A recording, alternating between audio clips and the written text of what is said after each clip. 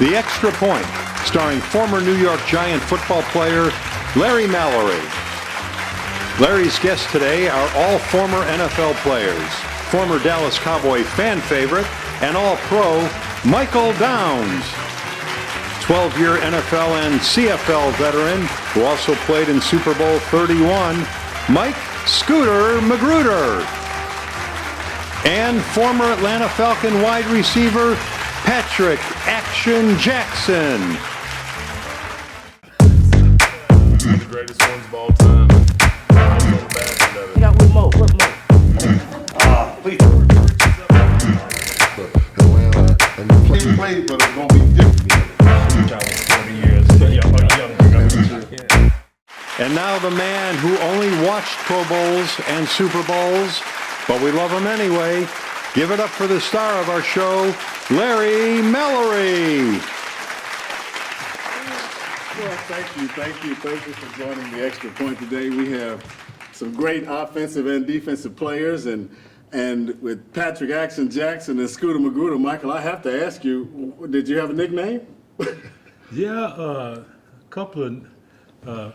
I was a little bit lighter than I am today, but Steve Wilson gave me a nickname, and he called me Slim Goody.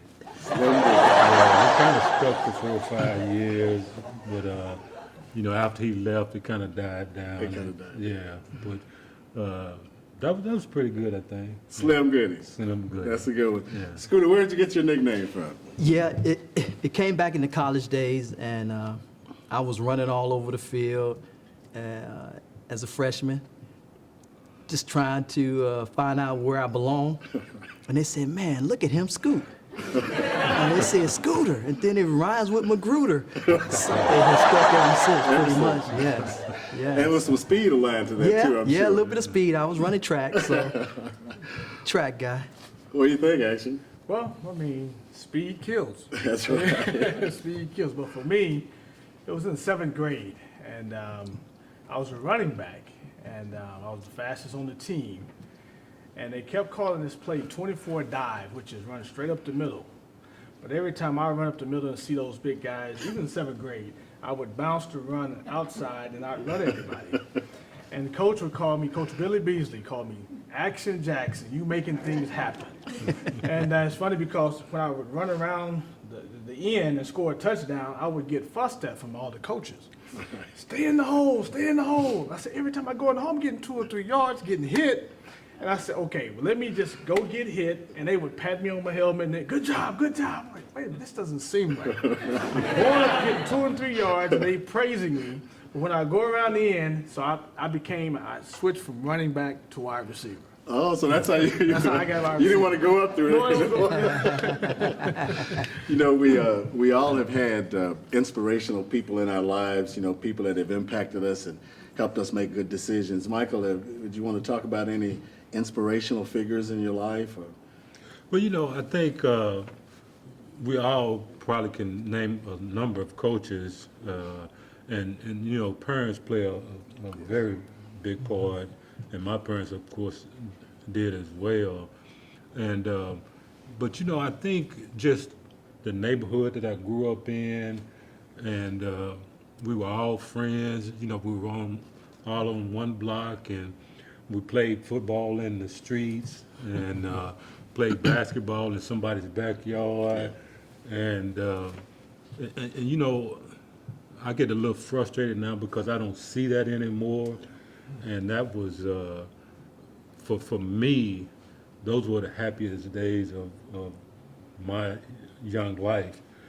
Just having friends, and we got mad at each other sometimes we fought, but next day, everybody's happy. Yeah. And I think that's the way it's supposed to be.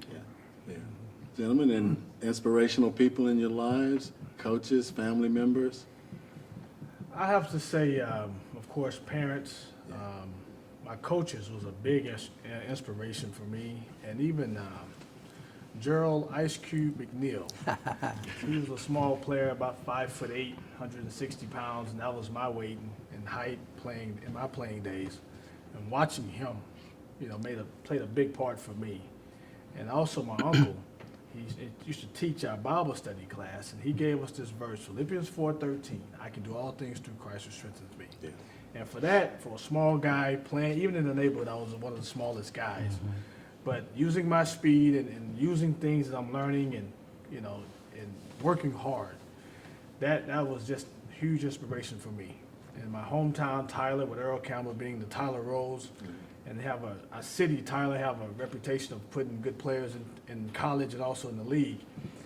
That just became a driving point, not so much to play at the next level, but just to do my best, to work hard and do my best.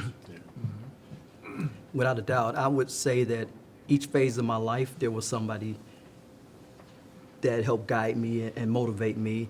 I remember telling my mom when she said, "What do you want to go to college for?" And I said, "I want to go to college to be a professional football player." Well, the problem is my mother was a principal for 33 years, and you just don't tell a mom that's a principal that you want to go to college to be a professional football player. So she said, "I'm going to come back a week later, and we're going to revisit this question." So she came back a week later, and I thought about it, and I said, "I'm going to college to get a degree in business so I can run my own businesses and understand how to invest my own money after I make it to the NFL." So I definitely have to start with my mom and my dad, and then you go to the next part of my life. I think it's like this: we all are going through hoods in our life, boyhood, manhood. For me to go from boyhood to manhood to the next level of my life, to be a mentor, it had to be Dr. Tony Evans, my pastor. Yeah. And he has definitely helped me develop into another person and help to give back to our youth and make the right choices and decisions in my life. Right. You attended Kent State. Yes, I did. Yeah. When people think about Kent State, they wonder how the program was. They wonder, some things happening on that campus, I think, at one time. Was that before you? That was my coaches, actually. I went to Kent State and ran track and played football. I actually one of the only guys to have like 12 letters in sports in college. Wow. I lettered in 4 years of football. I was the track captain for 2 years, and I lettered indoor track and outdoor track and football, and I was a football captain. So Orrin Richburg,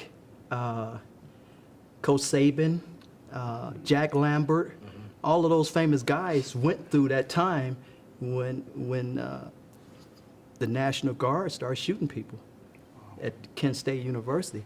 So they would always talk about it. I didn't know much about it growing up, but the more and more you listen to them, you understand it. Wow. Amazing stuff happened here at Kent State University. I grew up in Cleveland, Ohio, so Kent wasn't that far from me. So I was like, I'm trying to stay close to mom, and get an education while I prepare for the NFL. That stuck with you. So Kent State, it was definitely good. Bigger school than I thought it was going to be. Yeah. I mean, I think Kent has about 30,000+ students there, and a lot of people don't realize that. The program is definitely a good program, and I got my degree out of there, and That's I'm a proud good of thing. that. Yeah, that's a good thing.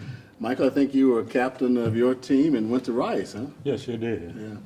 And graduated in 1981, seemed like a long time ago. National Honor Society. That was in high school, Oh, okay. not at Rice. But Big time. Rice was perfect for me. You said, Kent State maybe had 30,000. In my time, I think Rice had 2,500 Wow. Are you serious? students. I never knew that. Yeah, but it was perfect for me because I was really a shy, reserved, young person, and never been away from home. Matter of fact, the first plane trip I made was going to visit Rice for, one of your scholarship visits. Yeah. That was my first airplane trip. So, you know, and Dallas was home, and that was fine with me. I didn't want to go nowhere. I didn't want to see nothing else. I just wanted to, you know, be in Dallas with my boys. Yeah. But I did graduate, and it was really tough. You know, people say, you know, how tough Rice was, but and it was very true. I was a AB student in high school, and I thought I was going to be an AB student at Rice. Wow. And I almost didn't make it. My first freshman semester, I went on academic probation. You too? You three, huh? Man. Didn't know what academic probation was, Yes. so it scared me. You know, back in those days, you know, in high school, they would mail your report cards to your parents, and at Rice, they gave you, you know, your report card. And so I had this report card that I basically failed this semester on, and I had no intentions on showing it to anybody. Right. You can say that now. And came home from college, and I think we had 2.5 weeks, you know, for Christmas break. And I kept telling myself that I'm gonna tell my mother about my grades tomorrow. And tomorrow. And I thank my mother for this, and I finally did tell her the story myself. But I really appreciate she was telling the neighbors in our neighborhood, relatives, about how good Michael was doing. Oh, Mike's doing so good. He was going right and everything. And so that's what's really kind of made it hard for me to tell her that you know, I'm pretty close to flunking out of school. Yeah, it's been pretty hard. Yeah, but I just the day came that we were supposed to go back to school, and I just went back, and I wanted to do that rather than tell my mother. So you still hadn't told her? Oh no, Okay. I didn't tell her until about 2004. Yeah,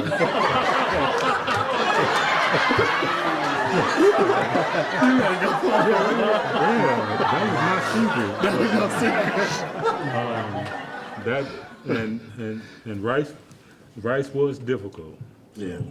but we made it through. That's a good story. So, Mom, if you're listening right now, my first semester, I started as a freshman, and I got a 1.87 GPA. And I never forget that day when the coach said, "Son, you'll never play football here again." I said, "What do you mean?" He said, "We got your GPA, and right now you're flunking." So if I didn't tell you, I'm telling you now. So you just telling your mom now. But Stephen F. Austin, you know we got to bring that Mom, I was above 2.0. Now, mind you, I was on the honor roll. I was on the honor roll in high school. And it wasn't about that I just didn't know how to study. It was about I was in a different mindset and like, wow, I'm starting as a freshman? I said, oh my goodness, I might miss a couple classes. So mine was more like I missed classes more than I just didn't study. Right. Yeah, but my thing, I gotta ask you, Mike, you went to Rice. That's like the Harvard of the South. Right. And you still played NFL ball? I mean, you're so smart that you probably would have said, no, I don't want to play football. I don't need football. I can make more money doing something else. No, but you know, like everybody, I think who's ever played in the NFL really loved the NFL. Loved the game. And that, whether that was, you know, something that you dreamed about doing, or just maybe it was just a hope, a wish. but I loved football, but I had no intentions of playing professional football. I just my mother told it was me and 3 siblings, so of her 4 kids. She told us, and it seemed like every day, go to school so you can get a good education and get a good job. And that's all she ever told us. And so that was my goal, was to get a good education and get a good job. It wasn't nothing about, owning your own business or doing this or whatever. All they knew was work, and that's what they put on us. And I'm not saying that to say something negative about it, because it did put me in the mindset of doing well. Yeah. And so that's. I didn't really feel like I was going to go into the NFL until after my junior year at Rice. And the only reason I did that is because my coaches at the time were saying that they thought I was good enough to play, and a couple of scouts that came and looked at me run the 40 and all that. And so I was okay. If I didn't go to the NFL, I wasn't going to be heartbroken, but I'm glad I did. Yeah. Well, it's obvious that there's all been some inspiration in all of our lives, and all 3 of you have been inspirations to others. Patrick, talk a little bit about, I know you're an inspirational speaker. Okay. Talk a little bit about some of the things that you're impacting the community. Oh, it's just using the platform that I'm blessed with my online business, just being accessible and available, trying to be. All that was inputted into me from my parents, my coaches, people that I pick up things from, and just not hoarding it, but sharing it, giving it back to others. And because I didn't make this journey, none of us was by ourselves doing this. It was not, like I say, if you see a turtle on the fence post, assume it had help getting there, because it did. Someone played a big part, and I accept that, and I just try to share the wealth. Nice. In my Rice story, I was recruited by Rice, and a good friend of mine played at Rice, and he was majoring in electrical engineering, double E. So I said, I'm gonna pick that up. I said, what do you want to major in? Double E. Sound good. Then I said, sound good. And I saw the caseload. He showed me the caseload, and I said, wow. And then Stephen F. Austin came and said, you can play your first year with us if you come to us. I said, well, that sounds a lot better. But I mean, it's just being, things like that, taking nuggets from different people and turning nuggets into gold, what I call gold bars, sharing the wealth and passing it on. Because what you give out, it comes back to you tenfold, I believe. So that's always been my motto. That's very true.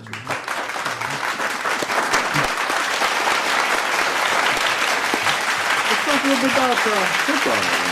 After you played the Cowboys and had a very successful run, I think you ended with the Cardinals. And talk a little bit about that. Everything started off really good. In the early 80s, the Cowboys, were really good teams. We actually went to the NFC Championship games 3 years in a row and lost 3 years. I know something about that. Playing with the 49ers against you guys. That's right. Yeah. And so, it was good. We did a lot of good things, a lot of individual, accolades and things like that. And then it just started to fall off after 85, and we started to get old. We were an old team, and that was really tough to take. when it's good, it's great, you know. But then when it's bad, it's like terrible, and that the way it was with me, you know, 86 and 87, 88. You know, I was seriously thinking about just not playing football myself. You know, really? Yeah, nobody had said it to me, but it was that bad because nobody wants to lose. And you know, I was born and raised in Dallas, and so it was like, even if I wasn't on the team, I'm still gonna root for the Cowboys. So it's like, you know, the Cowboys can't lose whether I'm with them or not, because you know that's my team. But You had a good little string of interceptions, though, and a good string of some records in tackling for the team, didn't you? yeah, I did, and I appreciate you mentioning that. And people forget sometimes, but yeah, I led the team in tackles. I think 3 different seasons, and led in interceptions a couple of seasons. Everson Walls was my running buddy, so to get 2 seasons from him. That says a lot. Yeah, I was doing a says pretty a lot. good. But as rookies, and a lot of people have forgotten this too, Everson Walls had 11 interceptions. Dennis Thurman had 9. And I'm talking about, this is the same season, in 1981. I had 7, and collectively, everybody else, we had 37 interceptions in 1 year. Wow. That's true. That says a lot. That was a good year. It was a great year, and we went to the playoffs, and that was one of the championship game we lost. Who'd y'all lose to? San Francisco. To San Francisco. Yeah, and Man, I should have been on that team. I knew he was going to say that. but you know, it was kind of like whoever won that game was going to go on and win another 1 or 2 Super Bowls, and that's kind of how we felt. And it probably was true, because we ended up, you know, like I said earlier, we started to get old, and it was just difficult after that. Yeah. Yeah. Well, Scooter, let me see, you know, I can't, my memory goes in and out, but let me see. Dolphins, 49ers, Patriots. Yes. How many? It's 4 or 5 other ones, isn't it? No, I wish it was. My goal, Dolphins, Bucks. Tampa Bay? oh yeah, I played Tampa before the Patriots. Yeah, I there played you in go. Tampa before the Patriots. Wow, my only 2 losing seasons of my career. You just brought those back to me. Man, I was so used to winning. Which team do you claim, you know, of all the Well, teams? I claim, the Patriots still show me a lot of love. That's good. Belichick is still there. When I was retiring, he came up to me and said, "Did you ever think about coaching? I wouldn't mind you coaching." I thought about it for a little bit, and I knew how hard he coached and how long he coached every day, and I said, do I want to spend 18 hours a day coaching with my main man, Bill? And I said, no, Coach, I had a good run. So I think I'm going to think about a few other things at that time. But if I would have known he was going to go to 5 more Super Bowls, I should have told him yes. But I would say the Patriots because of our team and Kraft, and then the 49ers because of the ownership, DeBartolo, and the team I played on. When I went to the 49ers, it was a whole nother mindset. It went from, we don't have to wear pads every day, but we're going to go 127%. Back then, my number was 26, so 126% every play in practice. So my first day there, I'm like, oh, man, Jerry Rice. I got Jerry Rice. I'm about to guard Jerry Rice, somebody I look up to and say, man, one of the greatest receivers ever to play the game. Jerry Rice taped his shoes up in the locker room. I taped my shoes up in the locker room. Go out on the field. First thing they say is, if you touch Jerry Rice in practice, you won't be here long. I said, I won't touch Jerry Rice. The mindset of that team was amazing. And like Mike said, whoever won that game really was the Super Bowl. That was a Super Bowl team. When we came to Dallas to play against all my buddies, Emmitt Smith, Larry Brown, Nate Newton, all those guys who they call me every day and remind me that they beat me. We knew then that Dallas Cowboy team was amazing. And we knew that we had to figure out a way to be amazing also. I mean, you look at the team. I mean, I look at my Hall of Famers. I played with Joe Montana his last year. I played with Steve Young. I mean, Jerry Rice. I mean, all those guys. So I look at all the Hall of Famers I played with, and it may be about 20 Hall of Famers I played with throughout my career. And I probably won't be getting a jacket, but at least I played with them. That's right. They know you. That's right. And you took some good Facebook shots up at the Hall of Fame. Yeah. That's another thing. All those guys invite you back to the Hall of Fame events and to their charity events, and it's a good time. Yeah. It's really a good time to spend with those guys, and also to create the stories about how good you were back then with the Dan Marinos and the Joe Montanas, and how you picked them off and intercepted them in practice and everything like that. And they'll come back and say, we wanted to let you intercept us so we could give you some confidence for that week. That's teamwork. Yeah, right that's there. teamwork. That's right. Teamwork. Atlanta Falcons. Yes, sir. Listening to Scooter here, I was thinking about Deion, because I played with Deion Sanders and Brett Favre. My second year was Brett Favre's first year, and then he got traded to Green Bay. But there was one particular practice, and prime time will say that, you got to find the film. It's not on film. Yes, it is on film. I just got to find it. But it was a practice where the kids was lined up on the sideline, and Deion came up, and we was doing one-on-one drills. And he said, action, action. You see the kids? I said, yes, I see them. He said, you're here to see prime time. I said, okay. So we running one-on-one routes, and I ran a deep route.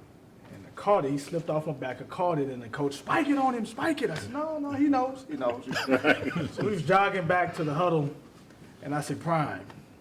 I said, the kids came to see prime time, but they're going to leave talking about action. That's nice. That's good. That's great. He might give me a favor so you watch this extra point show. But I have to say that because it happened. It happened. But it was some great times, like you mentioned, the locker room, the playing with the guys, and watching how guys practice, watching the little things they do, because I know for him, and I was a wide receiver, so of course I'm watching him a lot. Me and the guys, I was a rookie at the time, and another rookie cornerback. We would go head-to-head every practice and just bang each other up. So we went back to the hotel, and it's doing training camp. And we said, you know what? We're going to get each other cut. So what we're going to do is I'm going to go against Deion, or the veteran receivers. And he started going against Andre Rison and Floyd Dixon, all the veteran wide receivers. So now it makes it to where a rookie going against a veteran, we're going against the superstars too, of course, to try to get our name in these coaches' head. This guy is giving this guy a good look, giving him work. And that, we had Jerry Glanville as coach. So Jerry Glanville coming from the Oilers and coming to Atlanta, wore black every practice, had James Brown come to practice. He had different characters every day at practice. So he ran a real tight hit every day practice, nicknames around. Brett Favre was Country Time. Deion Prime Time. Andre was Showtime. I'm Action. So sometimes we stretching in practice, and he would say, I have Country Time over here. I got my man Prime Time. I got my man Showtime. He'd call some other names. He said, what's going on? I'm missing something. And I would say, Coach, you have all this time around here. It's time for action. That would end the stretching session. That would be time. That's really good. And so for me, I only played 2 years in Atlanta. I was there for 2 years, and I broke one ankle, and then I went to the World League and ended my career breaking the other ankle. So it was only a short time, but just those memories of, and just getting signing autographs. And I remember as a rookie, again, signing autographs, kids around the building. And you could tell rookies from veterans. Because rookies, I'm signing Patrick Axon Jackson. Patrick Axon Jackson. Take it all day. Take it all day. Take it all day, man. Hey, we got a meeting starting in 10 minutes, Abbreviate And that. after a while, I'm like, how are the guys getting through the line? Yeah. Quick, I'm Patrick Action. And then 3 weeks in, action. Yeah. Yeah. It's time to move on. So little Yeah. things like that you learn, and just teammates giving you the blues about things like that was just highlights for me. It's funny he mentioned that because my rookie year, they said, we got to teach you how to walk through the airport. I said, what do you mean walk through the airport? We got a certain walk about us when we walk through the airport as veterans. And now that you made the team, you got to walk with a little confidence when you're going through the airport, like you floating in the air. So now that you mentioned that, that came back to me. Man, I still walk like that through the airport now. Tom Landry, is a herald name throughout the state of Texas. Right. But he's also, pretty well known in New York because he did play for the Giants, number 49, and he's very prominent in Giant Stadium. Right. But I'd like to know, and he had an influence on many people in the league, not only Cowboys, but I would really like to know, how was it in the days that you had a chance to play with Tom Landry right at the end of his career, and how did that all go for you? Well, I really loved Tom Landry because he was a fair, even type person, and since I've retired, I've had hundreds of people ask me, what was Coach Landry like? Yeah. And my answer has always been, and it is today, that he was the most even, the most, what's the best word for it? Fair. Not necessarily fair, but every day was the same day. Consistent. There you go. Thank you. Yes. He was the most consistent person I have ever been around, and I'm talking about everybody. And of course, he was my boss for those years, and I'm sure some of you can appreciate if you got a boss that is the same every day, then that makes your job easier, And that's kind of how I felt about Coach Landry. He was very consistent. No bad days, no days he'd come in cursing people out, like some coaches might have done. But he was just the most consistent person that I've ever been around. And then you would know what to expect from him. Exactly, and that's, if I didn't say that, that's pretty much what I mean by that. He was the same every day. He wasn't mad one day and happy the next day. He was just like, when we lost, He was the same as when you were the same, and that was fine. Yeah. There's an old saying that the difference in a professional and an amateur is consistency. Yeah. And Bill Belichick was my special teams team coach with the Giants when I Yeah. was holding field goals and extra points. So Yeah. talk a little bit about the impact and how important he was as a coach, and how all that went with the Patriots. Well, I tell you, Bill first came to New England after he got fired from the Cleveland Browns. When I was a free agent, I had led the team, San Francisco 49ers, in interceptions. I think I was third in the NFC in interceptions that year. And he said, Scooter, we need to get you over to Cleveland. So, of course, free agency started at that time. So I was flying all over the place. And we didn't work it out in Cleveland. But when I became a free agent again, he said, I got to get you this time. Because one of the hardest positions to play is the cornerback spot and playing in the slot. Playing the slot corner is so hard, and you have mastered that, and I need to get you here, and I promise I'll get you to a Super Bowl. And I said, wow. It says a lot because every other time I had a chance to go to the Super Bowl, the Dallas Cowboys beat me. So I said, okay, that sounds pretty good. So I go to New England. He's there, and we make it to the Super Bowl. And we lose the Super Bowl to Brett Favre that year. And this man is such a perfectionist that he still has the stats from those games back then that he talks about to the players today. Wow. Because he don't want to have the chance to get you that far, promise to get you that far, and lose a game. Yeah. So I look at him and I think about it all the time and say, man, this man, who first job, he told us, I don't know how true it is, but he told us that his first job, he said, I want to work for free in the NFL. He worked for free pretty much his first year in the NFL just to prove himself. Now you look at him and say, man, this is the greatest coach to ever coach, Bill Belichick. And it just says a lot about his character, his dedication, his belief in his players.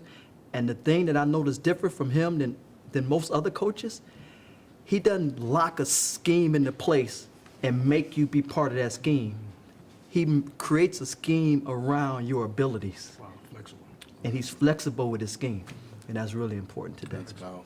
That's powerful. Well, all three of you gentlemen have been great citizens. You've given back to your families and to your communities. Yes. Let's just talk about a little, of your give back part of your personalities. Patrick, talk about it. For me, Tyler, Texas, my hometown. Even though I live here in Dallas, I go back to Tyler at least to see my parents at least once every other week. Good. I always go back to my schools, my elementary school, Griffin, Dogan Middle School, John Tyler High School. I always go back to the schools and just walk the halls, talk, because a lot of the teachers and administrators now are classmates of mine. Yeah. So I go back and make sure that I'm visible. I can do whatever I can, talk, run. I try to stay in shape because you got some kids want to challenge you. So I still try. Yeah, it's right there. It's right there. It's right there. So things like that. And then with my church, my pastor, C.C. Berry, he's 87 years old, but he does a whole lot. And I watch him, and I'm still part of that engagement. We have a school in Tyler in Bullard. And so we do a lot of things with that school. We have sack races, foot races, and we tell them, take your shoes off, run barefooted, run in your socks. Just don't tell your parents we said run in your socks. But the sack races is always a big part. And then just, of course, I write books, and I'm helping kids write books too. And I have two daughters, one 12 and one 4, and I'm doing children's books also. And my daughter has a book. Every time I mention, let's try to put it on Amazon to make money from it. No, I don't want to do it. I don't want to do it. But as long as I don't mention that, she'll continue writing. So I like that because it's the passion that she has for writing and not necessarily looking at the dollars from it. Yeah. That's my business of it, but I like to write too. But just trying to get kids to read, to write, and to think. Use your mind to think and respect authority. Because I think a lot of times they have it twisted in this day and age. I see a lot of, they want the power, but they want that first, and then they don't want to respect and authority. You have to have respect of authority. Then once you do that, because I always start with a simple, what's 2 plus 2 in class? So of course someone will blurt out 4. I say, okay, every teacher have taught you, when they ask a question, raise your hand. When you have the answer, raise your hand. And the person that raised their hand, when I pick you out, authority is picking you out to give you authority to answer the question. When you do, you give the right answer, now you have the power. So a lot of times when you blurt it out, we cut you. Wow. You're not being respectful of authority. You have the answer, but you lose your power and your credibility because you jumped the gun. Yeah. Wow. So I always try to teach the basics of that. You have a few life decision quotes there, don't you? Oh yes, I have a book called Practical Action Tips for Go-Getters, and several quotes come to mind, but I think the one that stands out for me is there's more tears being shedded for answered prayers than there are for unanswered prayers. That's by Saint Avila. It's a lot of them. It's a lot of them. Well, I like the one that you talk about when you talk about confidence, discipline, structure, and teamwork. Yes. You've always reinforced that. Yes. Wow. What do you think, Scooter, of some of the things that many things that you're doing in the community? My mind is still over here just thinking about what Action said about 2 + 2, because I was ready to say 4. And I didn't raise my hand, and maybe that's what my mom, the principal, was trying to teach me back then. Yes, sir. I'm learning today. Well, I have Platinum Charities Foundation. It was created to build our youth, pretty much. And it's pretty much threefold. One fold is the scholarships. I've given away over 30 scholarships to high school seniors to go to college in different parts of different communities. The other part is I do the sports camps, and about 1,000 kids a year get to go to camp for free. And it's just not any camp. I have about 100 years of NFL experience at those camps, teaching these kids how to get to the next level with your dreams. Right. The third part is I'm really big on preventing domestic violence. So I'm buying and purchasing houses, and my goal is to have a house in every NFL city where we can have a safe house for a family that can get out of that situation and into their own situation in a house that our charity purchases for them. And I'm not trying to teach a 40 or 50-year-old man or woman how to change. It's those 7-year-old and 8-year-old sons that live in the house that think that domestic violence is okay, and it's not. So my foundation, platinumcharities.org, is very dear to my heart, and I love giving back, and all the people that help me giving back is really important to me. I think that if you bring the 4 C's together, you can change the world. And 1 C is corporation, 1 C is community, 1 C is the celebrities, all coming back for charity.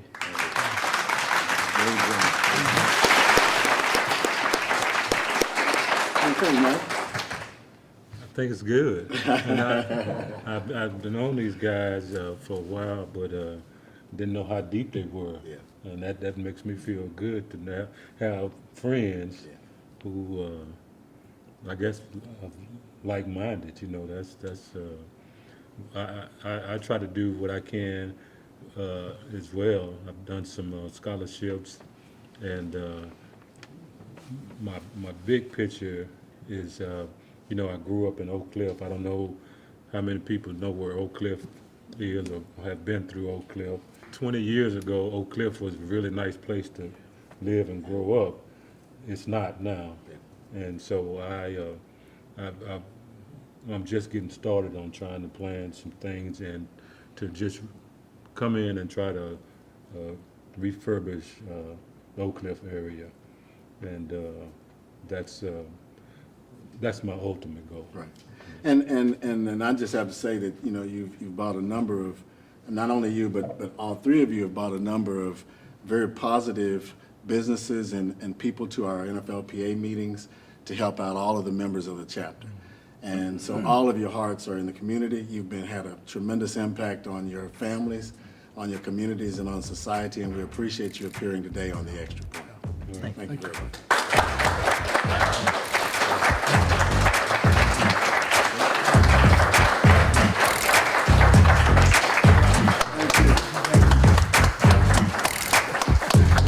We appreciate all of you Get a coming picture of out. all the famous people. Can I get a picture of all the famous people? You guys? That's not how you do it. Can we get a group picture? Oh, that's Oh, you take that, yeah. And you got to take out the audience here. There we go.